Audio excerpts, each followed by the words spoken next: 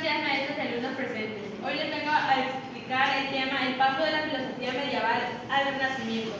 La época medieval dio inicio después de la caída del Imperio Romano en el año 476 hasta el siglo XIV y se conoce como un periodo oscuro. ¿Por qué? Porque no hubo un avance significativo en el conocimiento científico. Quien tuvo el máximo poder en esta época fue la Iglesia cristiana, tanto en el campo religioso como en las ciencias y el arte.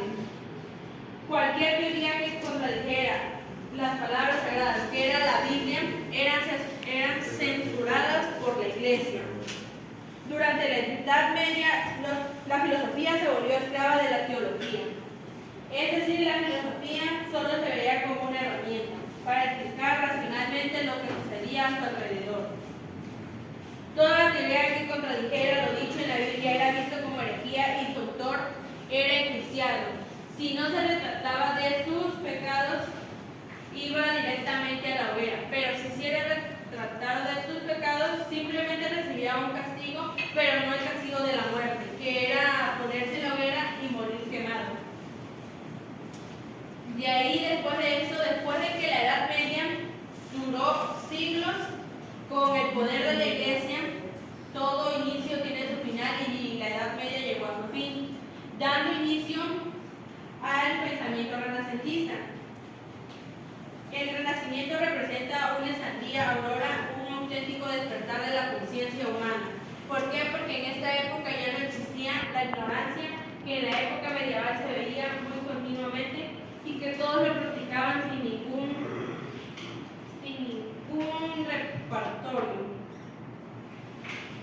Después de una larga noche de casi mil años que duró la Edad Media, llegó a su fin y, como se mencionó, y dio inicio al Renacimiento. Los siglos XV y XVI principalmente son un periodo de cambio y revolución en el arte, la ciencia, la política e incluso la religión. Fueron estos los avances principales del Renacimiento. Y pues con esto concluimos. ¿Alguien tiene alguna pregunta, duda? ¿Por qué se dice que el paso de la filosofía medieval a la renacentista implicó un giro copernicano? Porque fue aquel que todo fue un cambio totalmente en el pensamiento y ya no hubo ignorancia que había en la época medieval. Por eso fue un cambio totalmente radical hacia el pensamiento de todas las personas.